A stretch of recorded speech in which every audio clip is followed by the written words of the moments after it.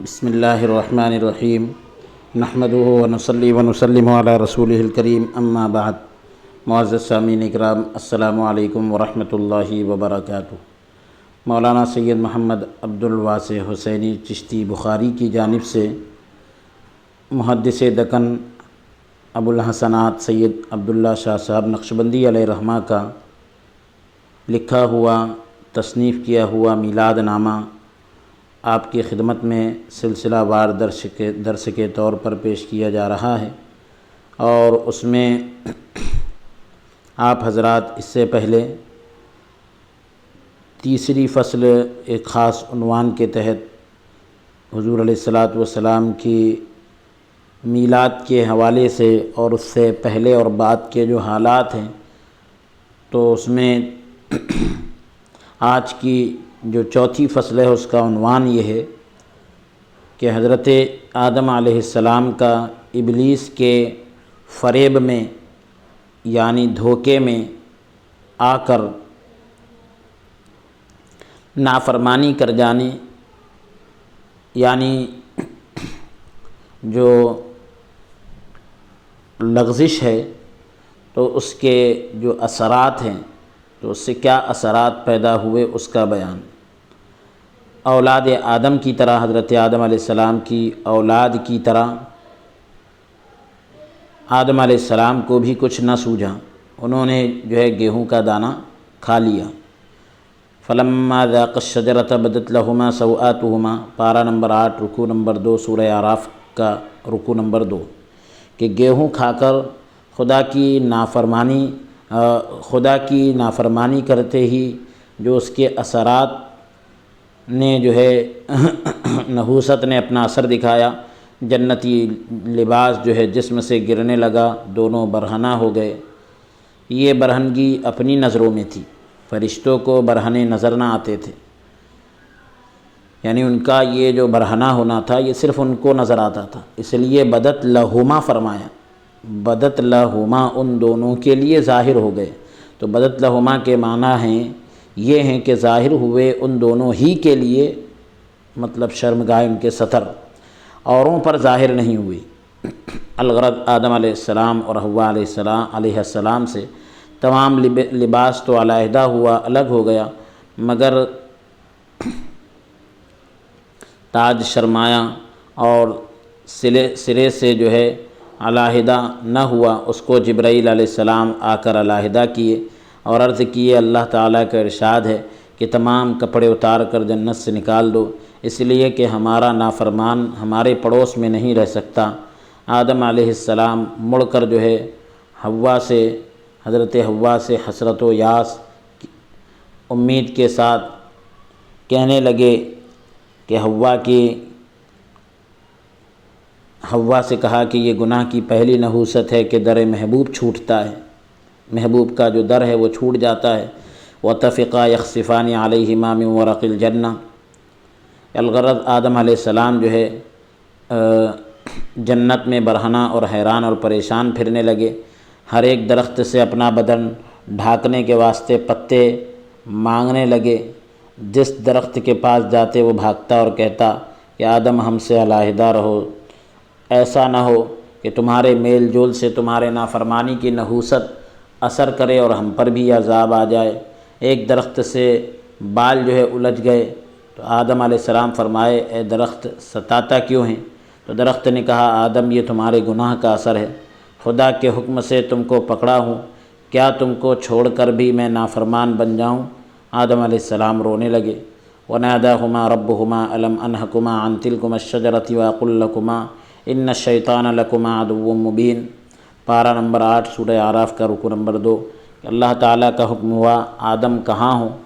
آدم علیہ السلام عرض کیے کہ یہاں ہوں، برہنہ ہوں، قیدی ہوں، پریشان حال ہوں۔ اللہ تعالیٰ نے فرمایا کیوں آدم، کیا میں نے تم کو یہ درخت کھانے سے منع نہیں کیا تھا؟ کیوں آدم تم کو یہ نہیں کہا تھا کہ دیکھو شیطان تمہارا دشمن ہے؟ اب 5ویں فصل کو سنیں۔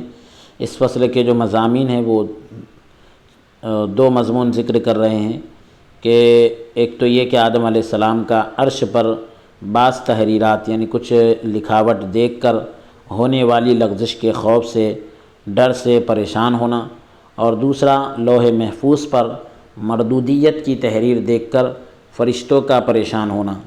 اب یہاں اس امر کی طرف، اس بات کی طرف متوجہ کرنا ہے کہ دو گنہگار ہیں، دونوں سے گناہ کرنے کی وجہ پوچھی جا رہی ہے، دونوں اس کا جواب دے رہے ہیں۔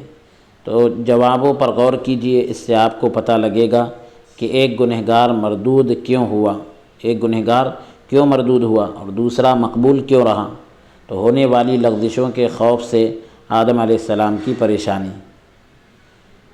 یعنی پریشان ہونا۔ آدم علیہ السلام کے پتلے میں جب روح بھرنے لگی، عرش پر نظر پڑی تو کیا دیکھتے ہیں کہ کلمہ طیبہ کے ساتھ جو ہے امتن مذنبتن، گنہگار امت لکھا ہوا ہے۔ اور جب روح کانوں میں بھری اور کان کھلے تو یرحمک اللہ سنے اور رونے لگے۔ اللہ تعالیٰ کا حکم ہوا، آدم کیوں روتے ہو؟ عرض کرنے لگے کہ الہی، آنکھ کھولتے ہی امتن مذنبتن یعنی گنہگار امت یہ لکھا ہوا دیکھا، کان کھلتے ہی یرحمک اللہ، اللہ تم پر رحم کرے، یہ سنا تو معلوم ہوتا ہے کہ کچھ لغزش ہونے والی ہے، عتاب سہنا پڑے گا اللہ کی طرف سے، یعنی جو بھی سزا ہو، جو سرزنش ہو، اس کو سہنا پڑے گا۔ اللہ تعالیٰ کا ارشاد ہوا، آدم امتن مذنبتن جہاں دیکھے تو رب غفور بھی وہیں لکھا ہوا ہے، یعنی بخشنے والا رب، یہ بھی تو لکھا ہوا ہے، یہ کیا وہ نہیں دیکھے؟ اب آگے ایک اور عنوان قائم کیے تھے کہ مردودیت کا جو لفظ لکھا ہوا تھا اس کے ڈر سے فرشتوں کا پریشان ہونا۔ حدیث پاک میں آتا ہے کہ اسرافیل علیہ السلام نے لوح محفوظ پر لکھا دیکھا کہ ہمارا ایک بندہ عمر بھر عبادت کرے گا، ہم اس کو ایک حکم دیں گے، وہ اس کو نہ مان کر مردود ہو جائے گا۔ اسرافیل علیہ السلام کانپ گئے، چیخ چیخ کر رونے لگے کہ شاید وہ بندہ میں ہی ہوں۔ یہ عاجزی انکساری ہوتی ہے اللہ کے نیک بندوں کی۔ تو تمام فرشتے جمع ہوئے اور پوچھنے لگے کہ رونے کا سبب معلوم ہونے سے سب فرشتے پوچھنے لگے، یعنی جب ان سے وجہ پوچھی گئی انہوں نے وجہ بتائی کہ رونے کی وجہ کیا ہے۔ جب انہوں نے بتائی، معلوم ہوتے ہی فرشتے بھی بے قراری سے رونے لگے، ہر ایک کو ڈر ہونے لگا کہ شاید وہ نافرمان بندہ میں ہی ہوں۔ یہ مقبولوں کی علامت ہے، اللہ کی بارگاہ کے جو مقبول بندے ہوتے ہیں ان کی علامت ہے کہ خوف خدا، اللہ کا ڈر ان کو اس قدر ہوتا ہے کہ امتن مذنبتن، گنہگار امت، دیکھتے ہیں تو اپنے ہی کو سمجھتے ہیں، لوح محفوظ پر نافرمان بندے کا ذکر دیکھتے ہیں تو اپنے ہی کو خیال کرتے ہیں۔ غرض سب فرشتے کہنے لگے چلو عزازیل، یہ ایک شیطان کے ناموں میں سے ایک نام ہے، تو عزازیل کے پاس چلو۔ فرشتے کہنے لگے کہ شیطان کے پاس چلو، یعنی یہ شیطان کا اس وقت عزازیل نام تھا، اس کے پاس چلو، وہ مستجاب الدعوات ہے، یعنی اس کی دعا قبول ہوتی ہے، کیونکہ وہ آپ جانتے ہیں معلم الملائکہ تھا، تو اس سے دعا کروائیں گے۔ جب سب اس کے پاس گئے اور واقعہ سنائے تو وہ دعا کرنے لگا کہ الہی ان سب کو اپنے غضب سے بچا، یعنی اس نے یہ نہیں کہا کہ ہم سب کو اپنے غضب سے بچا، بلکہ اس نے کیا کہا، ان سب کو اپنے غضب سے، غصے سے، اپنی ناراضگی سے بچا۔ یہ مردودوں کی علامت ہے کہ خوف خدا، اللہ کا ڈر جو ہے دل سے نکل جاتا ہے تو ذہن میں جو ہے یعنی وہ جو ہے اپنے آپ کو ہی بھول جاتے ہیں، ان کا خیال کتنا دور الگ ہو جاتا ہے۔ چنانچہ ابلیس بھی جو ہے اوروں کے واسطے دعا کیا اور اپنے آپ کو بھول گیا۔ لوح محفوظ کا لکھا اسے جو ہے اسی بے ڈر کے سامنے آیا۔ اللہ اکبر، گنہگار تو وہی بنا، مردود تو وہی بنا۔ الغرض آدم اور ابلیس دونوں سے گناہ ہو گیا، تو ہر ایک سے پوچھا گیا کہ کیوں گناہ ہوا، تو ابلیس کہتا ہے جو کچھ کیا اچھا کیا، العیاذ باللہ۔ وہ اس پر اصرار بھی کرتا ہے، یعنی ڈٹا رہتا ہے اور اپنے آپ کو اچھا ہی سمجھے جاتا ہے، کہتا ہے انا خیر منہ، کہنے لگا کہ میں آدم علیہ السلام سے بہتر ہوں۔ پارہ نمبر 8 سورہ اعراف کے دوسرے رکوع کی آیت مبارکہ کا حصہ ہے۔ حضرت آدم علیہ السلام سے جب گناہ کی وجہ پوچھی جاتی ہے تو کہتے ہیں قال ربنا ظلمنا انفسنا وان لم تغفر لنا وترحمنا لنكونن من الخاسرین۔ الہی نہ ہوتا تھا، ہو گیا ہم نے اپنا آپ خراب کر لیا، نہ ہونا تھا ہو گیا، یعنی جو کام نہیں ہونا تھا وہ ہو گیا۔ یہ ترجمہ کیا کہ جو کام نہیں ہونے کا تھا وہ ہو گیا، ہم نے اپنے آپ کو یعنی خراب کر لیا۔ اب تیری رحمت پر نظر ہے، یعنی اللہ اگر رحمت کرتا ہے ہم پر تو بات بنتی ہے۔ اللہ تبارک و تعالیٰ جو ہے آدم اور ابلیس دونوں کو اپنے پاس سے نکال دیتا ہے، اور ابلیس کو اس کی کچھ فکر نہیں، فکر یہی ہے کہ کس طرح دنیا اچھی بنے، آخرت بگڑتی ہے تو بگڑ جائے۔ ابلیس کہتا ہے انظرنی الی یوم یبعثون، عرض کرنے لگا کہ جس دن سب لوگ دوبارہ جلا کر اٹھا کھڑا کیے جائیں گے، زندہ کر کے دوبارہ اٹھائے جائیں گے، اس دن تک کی مجھے مہلت دے دے۔ آدم علیہ السلام کو دنیا کی کچھ فکر نہیں، کسی طرح گزر ہی جائے گی۔ فکر ہے تو یہ ہے کہ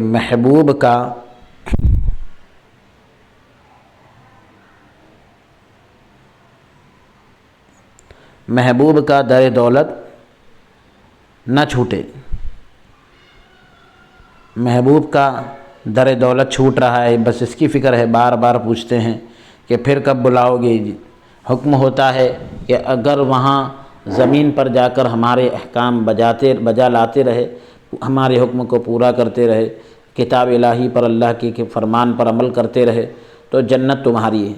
اگر کتاب الہی پر قرآن شریف پر عمل نہیں کیے تو جنت یعنی اللہ تبارک، یہ معذرت کے ساتھ یہاں پر کتاب الہی پر عمل کرتے رہے تو جنت تمہاری ہے، یعنی اللہ تبارک و تعالیٰ کے احکام پر، اس کے فرمان پر، اس کے نازل کیے ہوئے احکام پر عمل کرتے رہے، اس کی کتاب پر۔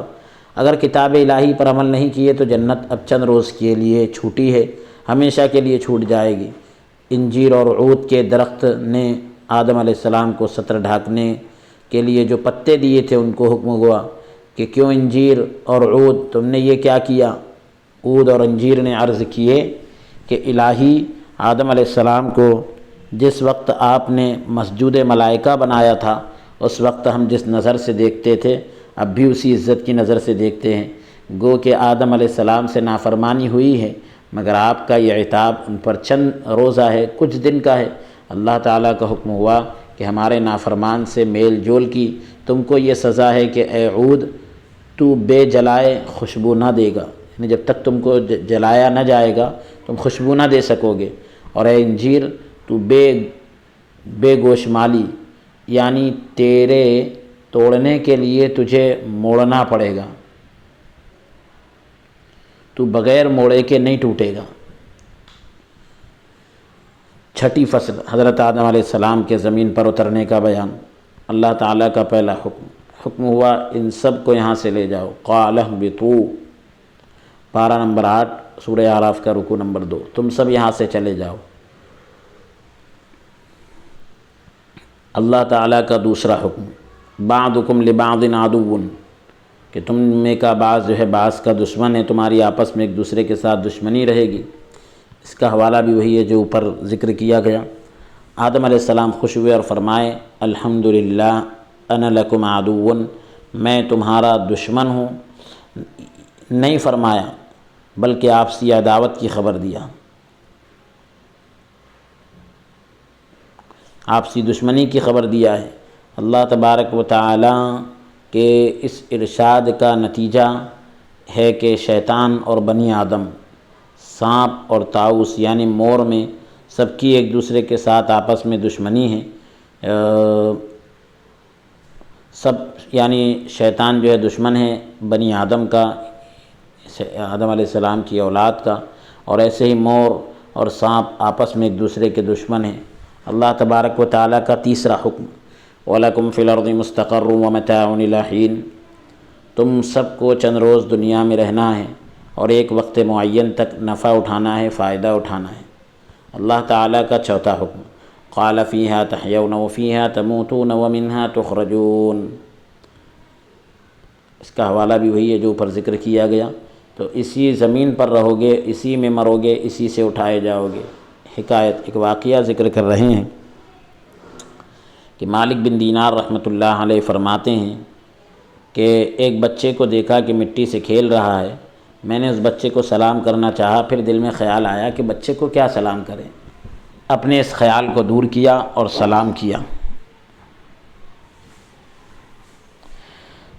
وہ لڑکا جو ہے جواب دیا وعلیکم السلام یا مالک بن دینار۔ اس کے بعد میرے اور لڑکے میں یہ سوال جواب ہوا، یعنی وہ بچے سے میرا یہ سوال ہوا اور جواب ہوا۔ میں نے کہا کہ میرا نام کیسے معلوم ہوا؟ تو لڑکے نے کہا علیم و خبیر نے معلوم کرایا۔ میں نے کہا کہ یعنی علیم و خبیر نے معلوم کرایا مطلب یہ کہ اللہ نے مجھے یہ علم دیا کہ آپ کا نام مجھے بتا دیا گیا۔ میں نے کہا کہ عقل اور نفس میں کیا فرق ہے؟ لڑکے نے کہا نفس جو ہے سلام سے منع کر رہا تھا اور عقل سلام کروائی۔ میں نے کہا کہ مٹی میں کیوں کھیل رہے ہیں؟ لڑکے نے کہا فیہا تحیون وفیہا تموتون ومنہا تخرجون، اسی زمین پر رہو گے، اسی میں مرو گے اور اسی سے اٹھائے جاؤ گے۔ میں نے کہا تم کبھی روتے ہو اور کبھی ہنستے ہو، کیا وجہ ہے؟ لڑکے نے کہا جب عذاب کا خیال آتا ہے تو روتا ہوں اور جب رحمت کا خیال آتا ہے تو ہنستا ہوں۔ میں نے کہا تمہارا گناہ ہی کیا جو تم روتے ہو؟ لڑکے نے کہا کہ مالک یہ نہ کہو، اپنی ماں کو دیکھتا ہوں کہ چولہا سلگاتے وقت بڑے لکڑیوں میں چورا بھی ڈال کر سلگاتی ہے، اور اس خیال سے ڈر ہوتا ہے کہ لکڑی کے چورے کی طرح بچے بھی بڑوں کے ساتھ دوزخ میں نہ ڈالے جائیں۔ میں نے لوگوں سے پوچھا کہ یہ بچہ بڑا سمجھدار ہے، کون ہے؟ لوگ کہے کہ یہ بچہ امام حسین کا صاحبزادہ زین العابدین ہے۔ میں نے کہا یہ فرع ایسی ہی اصل کی ہونا چاہیے، یعنی یہ شاخ اسی درخت کی ہونا چاہیے کہ جن کا مقام یعنی بہت اونچا ہے۔ فصل نمبر 7، حضرت آدم علیہ السلام ایک گناہ کی وجہ سے یعنی لغزش کی وجہ سے جنت سے نکالے گئے، اور اولاد آدم کو بے شمار گناہوں کے باوجود، آدم علیہ السلام کی اولاد کو کئی گناہوں کے باوجود کیا جنت مل سکتی ہے؟ اگر مل سکتی ہے تو جنت ملنے کے ذرائع کا بیان، اس کے جو ذرائع ہیں، ذریعے ہیں، سورسز ہے، اس کا بیان۔ آدم علیہ السلام کو جنت میں لے جا کر پھر وہاں سے اس واسطے نکالا گیا تھا، اس وجہ سے نکالا گیا تھا کہ اولاد آدم کو، آدم علیہ السلام کی اولاد کو عبرت ہو کہ ایسے مقبول بندے جو ہے صغیرہ گناہ سے عتاب میں آئے، اللہ کی طرف سے جو ہے ان پر عتاب ہوا تو ان کی وہ پہلی حالت نہ رہی، جنت چھین لی گئی۔ تو ہم جو ہے کبیرہ گناہوں کے ساتھ، کبیرہ گناہوں والوں کے ساتھ کیسا ہوگا، کیا معاملہ ہوگا؟ گناہوں کی شامت سے آخرت تو خراب ہو ہی گئی، دنیا کی عزت بھی چھین لی جائے گی۔ خدا تعالی جنت بیچ رہا ہے، فروخت کر رہا ہے، اولاد آدم علیہ السلام کی اولاد خریدار ہے، اور آدم علیہ السلام دلال یعنی درمیان میں ہیں۔ قاعدہ ہے کہ دلال پہلے جو ہے خود وہ چیز دیکھ لیتا ہے، اس کے بعد لوگوں سے خریداری کراتا ہے۔ اسی طرح حضرت آدم علیہ السلام جو ہے جنت کو پہلے ہی دیکھ بھال کر اپنی اولاد سے فرما رہے ہیں کہ جنت ایسی ہے، ایسی ہے، خریدنے کی چیز ہے، ضرور خریدو۔ اب جنت ملنے کے جو ذرائع ہیں اس کے بارے میں حضرت فرما رہے ہیں کہ حضرت آدم علیہ السلام کے قصے سے، واقعے سے یہ بتایا گیا ہے کہ گناہوں کی عادت چھوٹنے کے لیے بڑے بڑے مجاہدے کرنا پڑتا ہے، مگر یہ مجاہدے تم سے نہیں ہو سکیں گے، اس لیے بے مشقت کی ایک بوٹی بتائی جاتی ہے، نہ ہلدی لگے نہ پھٹکری اور نہ کہیں جانا پڑے۔ وہ بوٹی یہ ہے، وہ جو جڑی بوٹی جو زمین سے اگتی ہے، تو وہ بوٹی یہ ہے کہ جب گناہ ہو جائے تو ساتھ ہی ساتھ توبہ کر لیا کرو۔ گناہ کرنے میں ہاتھ پاؤ ہلانا پڑتا ہے، ارادہ کرنا پڑتا ہے، توبہ کے لیے ذرا زبان کو حرکت دے لینا اور قلب سے نادم ہو جانا کیا دشوار ہے، قلب سے شرمندہ ہو جانے میں کیا دشواری ہے۔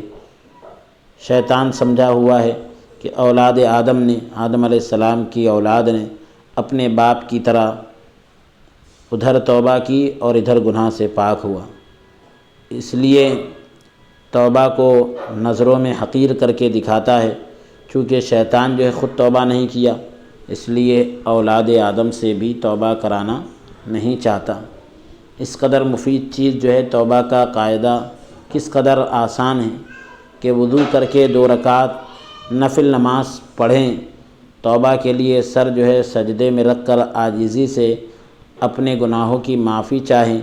یہ عمل جو ہے نفس پر گرا ہوگا، دشوار ہوگا، وہ یہ اور خیال کرے گا کہ اگر گناہ کرواتا ہوں تو وہ شخص نماز وضو وغیرہ میں پھنساتا ہے، اس لیے نفس جو ہے خود بخود گناہ سے رک جائے گا۔ نوٹ: آئندہ مثال میں، آنے والی مثال میں کرسی کا ذکر آ رہا ہے۔ کرسی کو یوں سمجھیے کہ شریر لڑکوں کو سزا کھڑے رہنے اور بیٹھنے کے درمیانی ہیئت میں رکھا جاتا ہے، اس کو کرسی کہتے ہیں۔ لڑکوں کو کرسی بنایا جاتا ہے کہ کھڑے رہنے اور بیٹھنے کے بیچ کی حالت میں ان کو جو ہے سزا دی جاتی ہے۔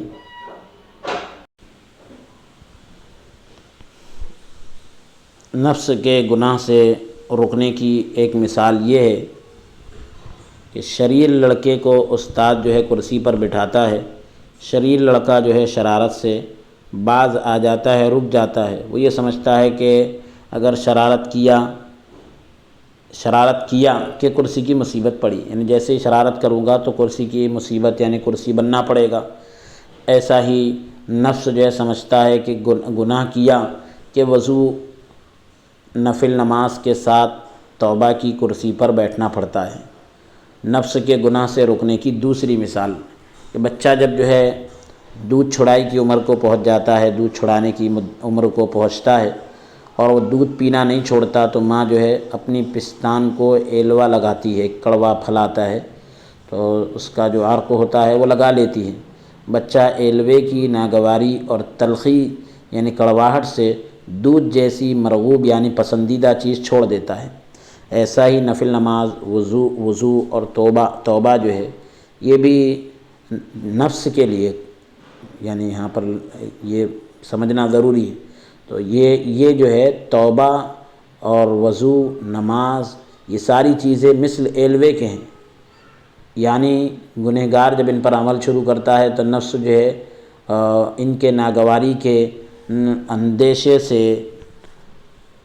ناپسند ہونے کے ڈر سے اپنی مرغوب یعنی پسندیدہ چیز گناہ کو چھوڑ دیتا ہے، کیونکہ اس گناہ کرنے کے سامنے یہ نفل نماز، وضو اور توبہ یہ اس سے خطرناک نظر آتے ہیں نفس کو، جبکہ نفس کے لیے گناہ پسندیدہ چیز ہے، لیکن یہ چیزیں جب سامنے آتی ہیں تو وہ اپنی پسندیدہ چیز گناہ کو بھی چھوڑ دیتا ہے۔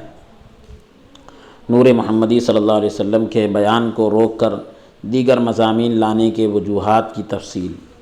دیگر مضمون کیوں لائے گئے؟ حضور کے نور کے بیان کو روک کر اس کی وجہ بتا رہے ہیں کہ ابتدا سے نور محمدی صلی اللہ علیہ وسلم کی تخلیق اور اس کے تفصیلات بیان ہو رہے ہیں، اس کی ڈیٹیلز بیان ہو رہی ہیں۔ دوران تفصیلات کے درمیان نور محمدی صلی اللہ علیہ وآلہ وسلم کا حضرت آدم علیہ السلام کی پیشانی میں رکھے جانے کا ذکر جو ہے اس موقع پر ضروری تھا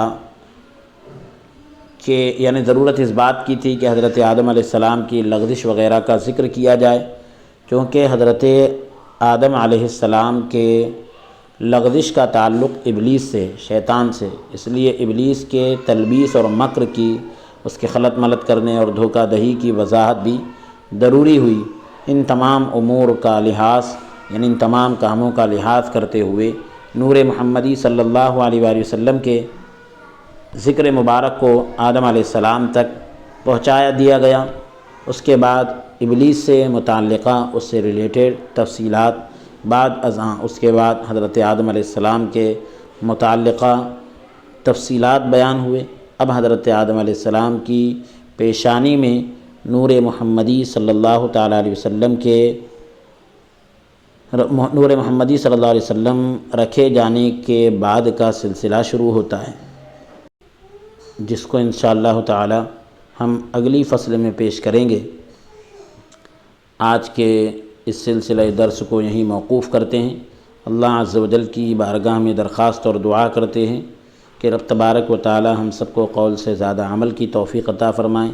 دوران درس اگر کوئی لغزش یا کوتاہی ہوئی ہو، اللہ رب العزت اپنے فضل سے معاف عطا فرمائیں۔